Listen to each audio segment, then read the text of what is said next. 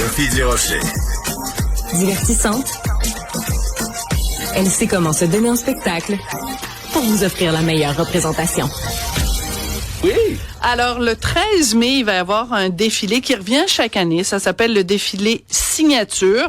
C'est évidemment, cette année, ça va être défilé Signature 2025. C'est un défilé où les finissants en mode du collège La Salle vont montrer leur création. En fait, ça fait 3 ans qu'ils travaillent là-dessus. Et c'est un défilé qui est extrêmement important, extrêmement couru. J'avais envie d'en parler avec Andrew McNally, qui est doyen mode au Collège La Salle. Bonjour, Andrew. Bonjour. On te connaît évidemment parce que tu écris aussi dans le Journal de Montréal. On aime Oui. bien ça. T'es monsieur mode pour nous au Québec. La mode au Québec, ça se porte bien. Vous avez encore chaque année des gens qui s'inscrivent en mode. Est-ce que c'est encore considéré comme un métier d'avenir, travailler en mode au Québec? Tout à fait. Oui. Et on a une centaine de finissants par année en design, parce qu'il faut comprendre que le design de mode, tu peux être designer, mais tu peux être patroniste, tu peux être assistant, tu peux développer des marques privées. Donc, il y a plusieurs emplois au sein sous cette ombrelle-là du design de mode. Alors, parce que quand on regarde ça, on se dit, mon Dieu, 100 finissants par année, il n'y a pas un milieu de la mode au Québec qui peut engager 100 nouvelles personnes par année. Toi, la réponse que tu me fais, c'est oui, il y a de la place pour tout ce monde-là. Donc, le milieu est assez riche, assez diversifié pour absorber chaque année 100 personnes de plus dans ce domaine-là. Donc, ça veut dire qu'elle est très viable, la mode québécoise. Mais c'est que des petites entreprises, Ouais. il y a des gens qui veulent partir leur marque.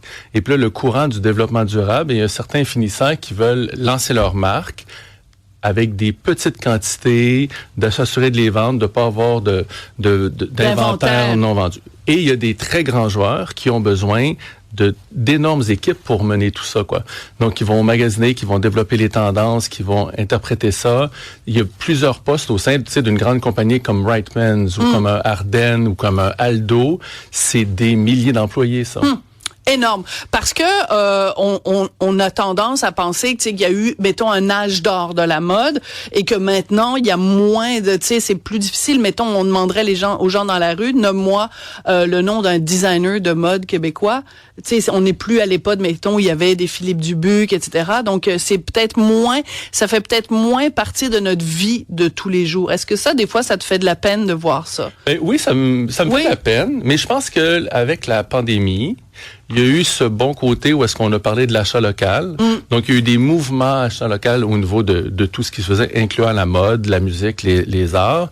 Et puis là, plus récemment, avec ce qui se passe avec à Washington. Oui. Il y a comme une deuxième vague. Je pense que les gens comprennent de plus en plus ce que ça veut dire acheter local. C'est ce qui est fait ici, mais c'est que ça fait travailler les gens d'ici. Ça permet aux familles ensuite de subvenir à leurs besoins et tout ça. Et on a relancé tout récemment un hashtag dièse porté fièrement, dans lequel on a listé 200 à 300 compagnies locales. Wow! Et puis, on a inscrit, par exemple, si vous cherchez du denim, si vous cherchez des chaussures, des lunettes, des bijoux, de la lingerie, parce que je pense que les gens, c'est un peu par ignorance, bien sûr. mais il faut que ce soit, faut leur apprendre, faut leur montrer. Et il y a plein de marques. Là. Moi, je dis toujours à quelqu'un, dis-moi ce que tu cherches à acheter. Je vais te donner des Parce que compagnies. si, en effet, depuis ce qui se passe au sud de la frontière, on a le goût d'avoir de la mayonnaise québécoise puis des gaufres québécoises, autant acheter aussi des pantalons, des chaussures et des chemises québécoises. Je veux que tu nous parles de ce que tu portes en ce moment.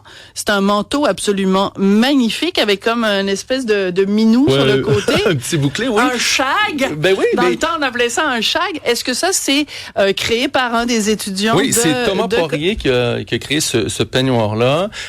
J'abonde encore une fois dans le sens de l'achat local. J'ai toujours été extrêmement local avec tous les artistes avec qui j'ai travaillé. Quand il y avait un budget, on l'investissait ici avec des créateurs. Et puis là, je vais à l'étape avant ça. Les finissants, j'achète beaucoup de leurs pièces parce que je trouve que ça vient valider qu'est-ce qu'ils ont créé. Absolument. Ça me permet d'avoir des pièces uniques. Oui. Et ça me permet, comme tu viens de le dire, c'est beau ça, de le dire. Puis je pense que ça fait justement connaître, par exemple, Thomas Poirier, quelqu'un qui souhaiterait ça. Et puis au défilé signature, vous verrez, on a créé un code QR, on a créé un micro-site avec les 360 créations qui vont être présentées. Donc les gens vont pouvoir se promener sur la page. Comme un catalogue pour et aller cliquer regarder. dessus et savoir qui l'a fait. Mais ce que je trouve extraordinaire, c'est que cette année, Éléonore Lagacé, qu'on connaît bien, évidemment, est porte-parole du défilé. Et elle, souvent, elle emporte. Hein? Je veux dire, récemment, c'était quoi? C'était Oui, dans son vidéoclip. Dans son nouveau vidéoclip, elle a porté beaucoup de ces pièces-là à Zénith. Voilà, c'est une Zénith, excellente ambassadrice. Oui. Je pense qu'elle incarne bien ça. Puis on est dans l'ouverture, dans la diversité. Puis là, je le dis, là, Éléonore va défiler.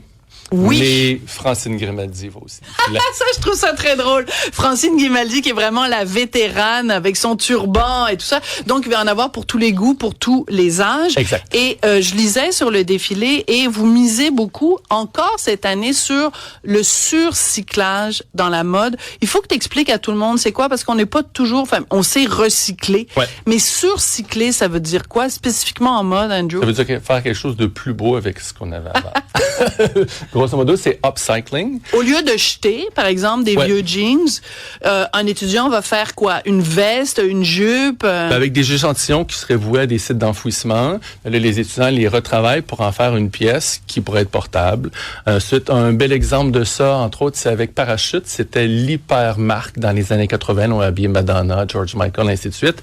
L'une des fondatrices m'a contacté parce qu'il leur restait peut-être 100, 200 pièces d'archives. Là, elle a dit qu'elle aurait aimé ça faire un don. Puis là, je te fais un don. Qu'est-ce qu'on va faire avec ça? Elle dit, je sais pas. Elle dit, j'aimerais ça que la nouvelle génération se les approprie. Donc, il y a une collection, Parachute X SGNTR, signature définissant, qui ont pris ces pièces d'archives-là. Wow. Là, il en reste plus, là. C'est fini. Et les ont réinterprétées de façon contemporaine. Mentoré par Nicolas Pelly, qui était la designer de la... Et là, ces pièces-là vont être présentées non seulement sur la passerelle, mais disponibles à la boutique éphémère SGNTR. Donc, les gens vont pouvoir acheter de ces pièces-là. C'est des pièces uniques qui n'existeront plus jamais de cette marque hyper mythique. Ben oui, mais tu as tout à fait raison. Écoute, Parachute, là, quand on était jeunes tous les deux, Andrew, c'était la le marque Nec Plus Ultra branchée et c'était tout le ça. Montréalais. C'est pour ça que je te dis aussi que aujourd'hui on peine, mais parce que peut-être aussi il y en a beaucoup, on peine à dire bon ben oui, tel designer québécois, peut-être les noms nous viennent moins à l'esprit, mais peut-être que c'est aussi les designers de demain. Alors évidemment, je peux pas te parler de mode, Andrew, sans te parler d'un autre phénomène. Là, pendant ce temps-là, on voit des images du défilé de l'année dernière. Oui, ça c'est il y a un profil de costume. Donc les gens qui vont travailler en jeu vidéo, en théâtre, en cinéma peuvent se spécialiser dans le développement des collections en lien avec des personnages, la patine, tout ça. Mais évidemment, je peux pas te parler de mode sans parler de ce qu'on appelle la fast fashion. Comment on fait pour se démarquer au Québec quand on sait que pour une fraction du prix, on peut rentrer dans n'importe quel magasin pour payer 20$ pour un truc qui aura été fait dans une usine avec des gens exploités à l'autre bout du monde, des vêtements jetables qui, on sait de toute façon, sont faits tout croche. Puis à la fin de la saison, on va les prendre, mais on va les rapporter chez Renaissance. Comment on fait pour combattre ça, Andrew? Ben, je pense qu'il faut s'éduquer. Je pense qu'il faut comprendre que lorsqu'on achète une pièce pour le prix d'un café, ça fait aucun sens, quoi. T'as tellement raison, j'adore l'image. Non, mais c'est un geste clairement conscient qu'on pose. Puis si c'est inconscient, mais là, faut qu'on s'éduque dans ça. Faut qu'on devienne conscient. Faut qu'on devienne conscient. Puis le contact avec ces pièces-là devrait, au contact d'une pièce qui a été bien confectionnée, que tu puisses voir la différence, quoi. Puis là, on parle que, tu sais, il y a souvent un mouvement qui était comme, c'est cher, les designers. Il y a plein de designers. Il y a des designers qui font des t-shirts, il y a des designers qui font des robes du soir. C'est vraiment le travail, je pense, de notre industrie, des médias, puis un peu comme on le fait, puis avec Signature, c'est un bel exemple, de mettre de l'avant les créateurs pour qu'on puisse trouver ce qu'on recherche quand c'est fait ici. Voilà. Alors, comme je disais tout à l'heure, si on achète de la mayonnaise québécoise, achetons aussi des vêtements québécois. Tu vois, aujourd'hui, ça n'en est pas ça, mais régulièrement, je porte du FB, François Beauregard, un designer québécois de notre génération. Ben oui. Puis des fois, puis c'est drôle, j'avais parlé avec Kinfo une fois à propos de ça, tu sais, la pression d'acheter local. Mais des fois, c'est juste une pièce. Quand vous achetez une nouvelle pièce, pas changer toute votre garde-robe, mais vous cherchez une robe du soir, vous cherchez une petite robe pour cet été, un nouveau veston, faites l'effort d'acheter local, puis vous allez commencer avec une première étape, puis cet achat-là va avoir un impact sur d'autres. Voilà. Si tout le monde au Québec cette année en 2025 achète un morceau d'un designer québécois, imagine l'impact, c'est des milliards de retombées sur le domaine. Donc le 13 mai au pavillon du Grand Quai, je pense que tous les billets sont déjà vendus, mais en tout cas, on va regarder ça parce que les designers de demain, ils sont là. Merci beaucoup Andrew McNally. Merci. Merci.